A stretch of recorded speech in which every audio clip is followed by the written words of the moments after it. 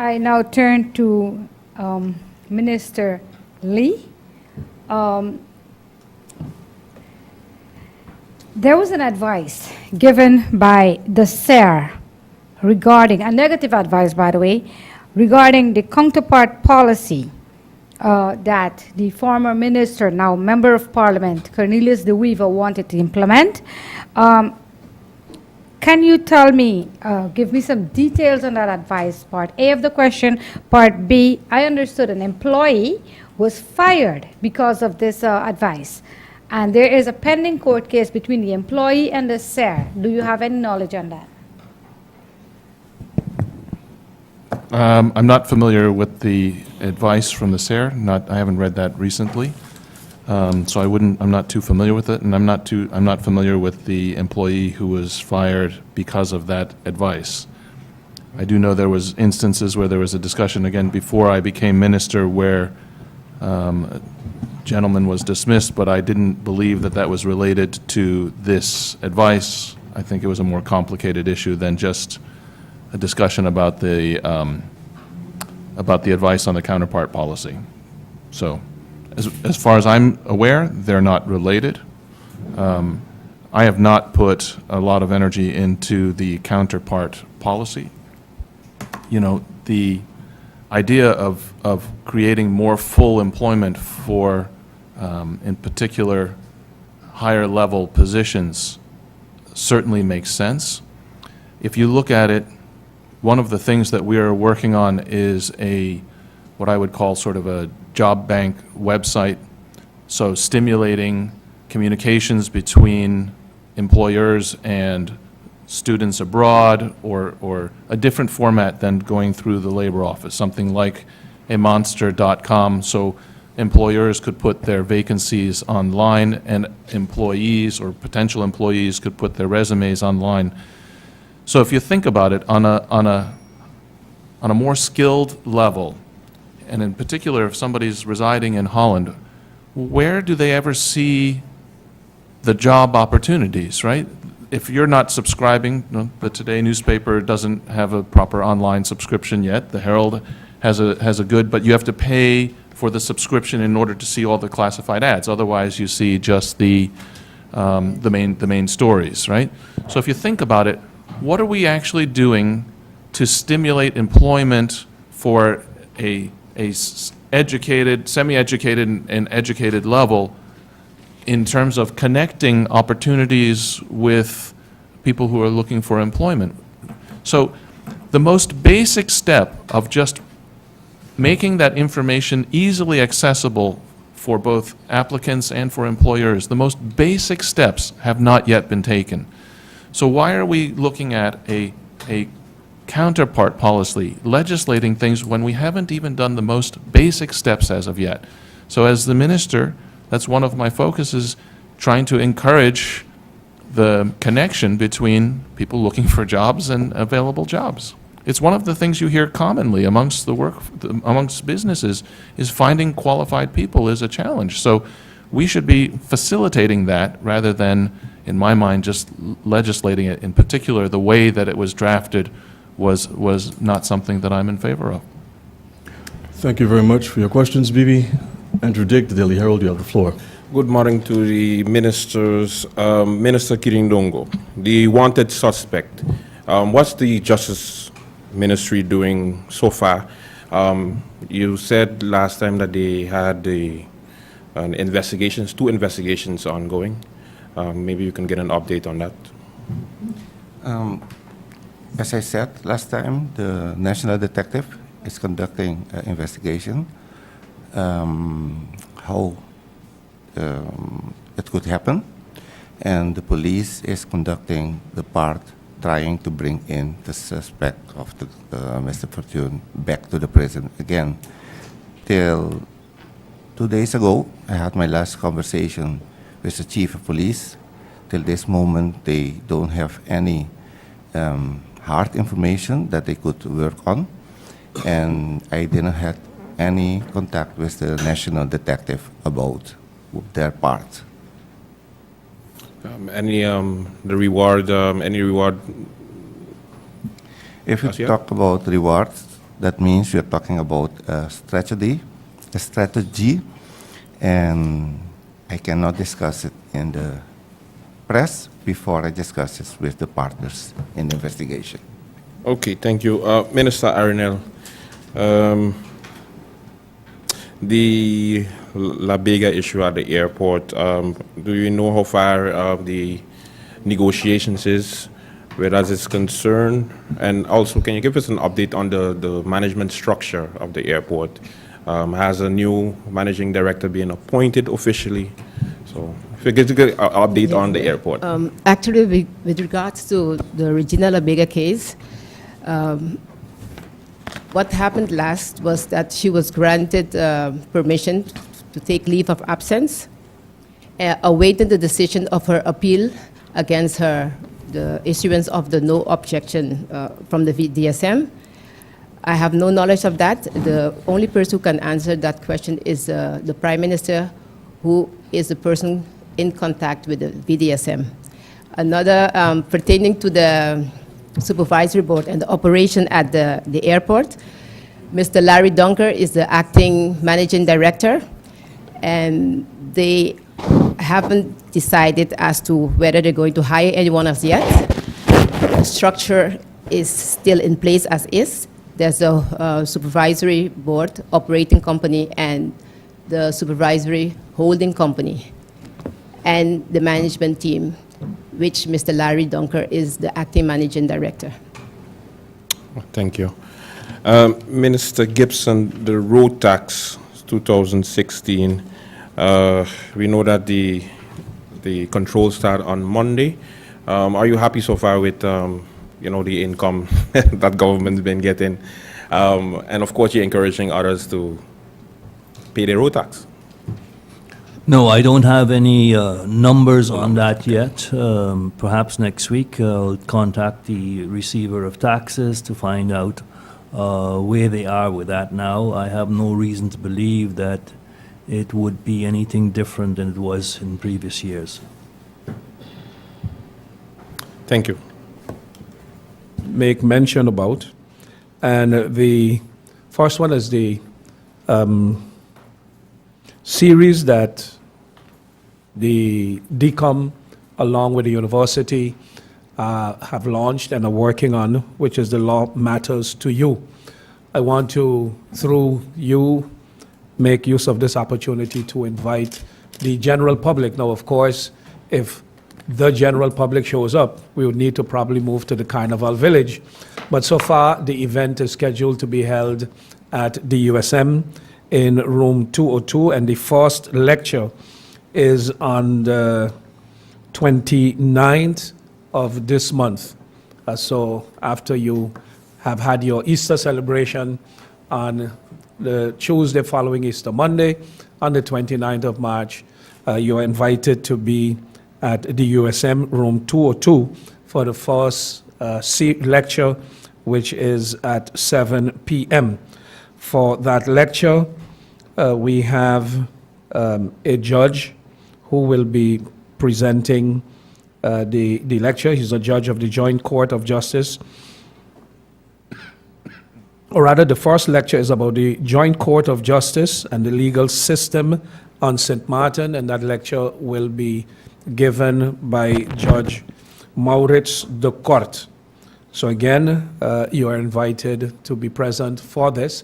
It's a number of lectures that DCOM and the university have organized, and it is good that the community at large gets to know more about the legal system and how it works. The other issue that I wanted to bring you up to speed on is that you may or may not know or remember that we are working on a joint program with the French side. And on Monday morning, I met with the prefet of the French side and the president of the collectivité, along with one of my advisors from the Department of Interior and Kingdom Relations, actually the head of the department, Mark Arnold, and it was to select, officially appoint select rather, the director of the joint program between French and Dutch St. Martin. It is the joint program on cooperation, regional cooperation between French and Dutch St. Martin, and so far we have 3 projects that will fall under that joint program. One of them is the sewage plant that has been much talked about in recent days, and the joint management of the Simpson Bay Lagoon, the cleanup of it, and the runoff of water in the French Quarter area. One of the things that you have is when you share, and particularly such a small island, but any island that you share, any country that you share for that matter, things like water, water runs from high to low. So water from the, let's say, Dutch Quarter area, if it's running down the hill, eventually it would run towards French Quarter. And so we are working on those issues. As for the sewage plant, or rather, let me finish with that one. We had some 45 candidates that applied for the position of director. Eventually, the technical teams had narrowed it down to 10 candidates, and we had our technical teams from both sides, but included the Préfet, the collectivité, and the government from the Dutch side. We had our technical people interview via Skype. They interviewed the different persons. 9 people participated eventually in the interview, and from that they classified the results from 1 to 9, and it was unanimously agreed on the candidate to be selected for the position. So officially that nomination was ratified on Monday in the meeting, and that person now will be notified, and we see no reason why they would not accept the appointment. So that process is now moving forward. And to revert a bit, there is a whole lot of commotion, I was made to understand, particularly on Facebook and online, wherever these things take place, following the announcement or making public that government had taken a decision to place the sewage plant for the Cold Bay area in an area located off the causeway. Now, I don't know exactly what all of the arguments against have been, but it certainly is not a reckless decision of government to build a sewage plant, and the impression might be that government is building a sewage plant in the Simpson Bay Lagoon. One of the things that I tried to simplify the matter to begin a discussion at a different level, and my question to someone who said, yeah, people are making a lot of comments about it, and I said, we have a sewage plant right now on the Dutch side. Where is it built? And then it's quiet for a second, and then it's like, on the Airtailage Road. And I said, yeah, but where is that? Where is it built? And then they reluctantly conclude it is built in the pond. We are talking about a much-needed waste-to-energy plant. And where will it be built? In the salt pond. Once you fill the area and the land is there and you build something on it, then all of a sudden, let's say it goes away. But the harbor that we showcase with all the cruise ships, et cetera, and the development taking place at the harbor, yes or no, where is it built? On reclaimed land in Philipsburg. So if we do not build the sewage plant, if we do not build a sewage plant, we say we don't want no sewage plant in the lagoon, we don't build it. What is happening on a daily basis? Raw sewage is running from K Bay, from Colby, from Billy Folly area, from all areas around the pond. Raw sewage is running into the pond right now as we speak. Someone was telling me just yesterday about how things have changed in the KB area, that all the roads are hard surfaced and there are gutters, so there's no more sewage water running on the surface. I said yes, while it is not running on the surface. Before, some of it would seep into the ground. Now, all of it is properly channeled right down in drains, and where does it go? Straight to the pond. The pollution of the pond in the area there by Tropicana Hotel is horrendous. But once you build the sewage plant properly and responsibly, you will be able to contain all of that sewage and that raw sewage that is running into the pond and do a proper treatment of it, and in a responsible way. One of the other things that we have is we just had the Heineken Regatta that was much talked about and was very successful. But on a daily basis, notwithstanding a Heineken Regatta that brings so many boats to the island, every day there are dozens, probably over 100 boats in the lagoon. Where do they release their wastewater and their sewage? In the lagoon. Now, by building a proper and responsible facility, that too will be put, will end. Several years ago, when I was commissioner, we did the isolation of the garbage dump. Before that, the garbage that was dumped in the pond, it would seep into the waste, the toxins and whatnot would seep into the pond. Fish had disappeared, the birds had disappeared, the flamingos, the pelicans had disappeared. By isolating the dump, we did not stop the dumping there, but we isolated it in a responsible manner, and voila, fish came back, birds came back, the pelicans came back.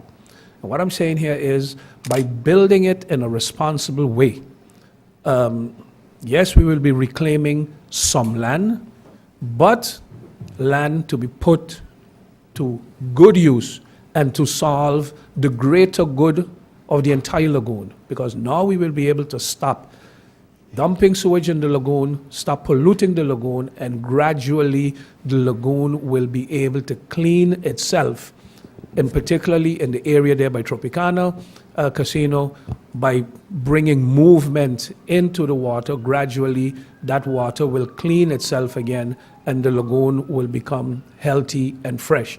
So as I said, I am not sure what all those critics are saying, but we understand, of course, you're in an election year, and therefore, no matter what you do, there are those who would want to throw rocks at you, but it is being done in a very, very responsible way. And by carrying out this program, this project also in joint cooperation with the with European Union, who is partially funding this as well, you know that their standards for these type of projects is very, very high. So it is not something that, some politicians or some ministers got together in an afternoon and decided, let's go dump some sand in the pond, in the lagoon, and build a sewage plant. I thank you. Thank you very much, Prime Minister, for your opening remarks. Let's continue with our second round of questions. Alida, you have the floor. Thank you, Cedric. Prime Minister, could you please give an update on the report from the Electoral Reform Committee? Have you received it? I believe last week you said that you were waiting on it. Yes, I've received it this week, or rather, I think it was on Friday.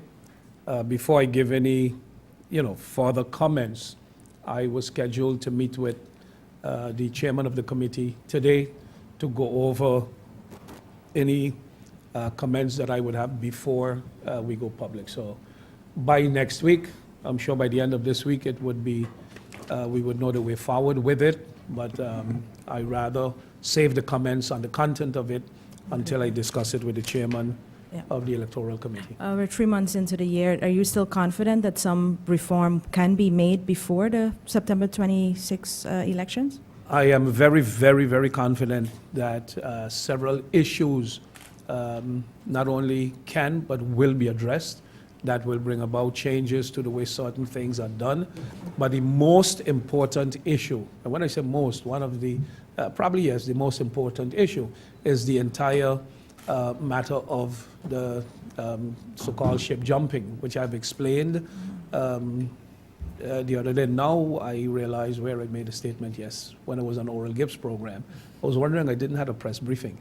One of the issues that we are looking at is to make adjustments, not to make adjustments, to bring clarity to the Constitution where it pertains to the interpretation of certain issues. So rather than changing the Constitution, we would, if you can remember, the disputed Article 33 and the disputed Article 59, one of the things that was mentioned is that through a national ordinance, further regulations can be made. So you can recall when the former Prime Minister and his cabinet refused to step down following the motion of no confidence, one of the argumentations they had used was, yes, we are supposed to resign, but the Constitution wasn't clear as to when. Now, you don't need to rewrite the Constitution, but by national ordinance, you would regulate if a minister gets a vote of no confidence, within 24 hours, the minister has to tender his or her resignation, and failure to do so will result in automatic expulsion as minister. So then you know nobody can play with the interpretation of it. As far as the ship jumping is concerned, I've said the approach that is being looked at is to the interpretation given as to deceit. And so far it has been deceit is won by the individual, and according to some legal people, deceit is clearly mentioned is won by the party. Parties, you need to be part of a party to take part in an election. The party has to be structured in a certain way. We know of parties, or at least one party, that the Electoral Council turned down their application, while in the past, all you had to do was basically hand in a name and you were good to go. You just needed to be of a certain age, you had to appear on the voting register, Dutch nationality, etc., and you could have participated in an election. You didn't need a party, you didn't need a structure, you didn't need a board, you didn't need anything. All of that has changed. And what the legal people are saying is, the law clearly states that at the end of the election, the Electoral Committee, the main voting bureau establishes how many seats each party won. And the persons occupying the 4, the 2, the 5, or the 6 seats won by a party are Peter, Paul, Mary, and Harry. And if Peter refuses the seat, then the next in line would be Sandra. So they're saying the seat is won by the party and not by the individual. The individual occupies a seat that was won by the party. What it says, what the interpretation further says is, this does not take away from you voting your conscience. It is your conscience. You are occupying that seat and you vote wherever you want. So there is no collective party vote. No faction leader or leader gets up and say, my party has 4 votes for or against the proposal. And if my party is supporting the government and a motion of no confidence is tabled either against the entire government or one minister, it does not prevent me as a member of parliament to vote for or against, because I'm voting my conscience. Now, where that takes us, it is saying, therefore, ship jumping is already not allowed by law.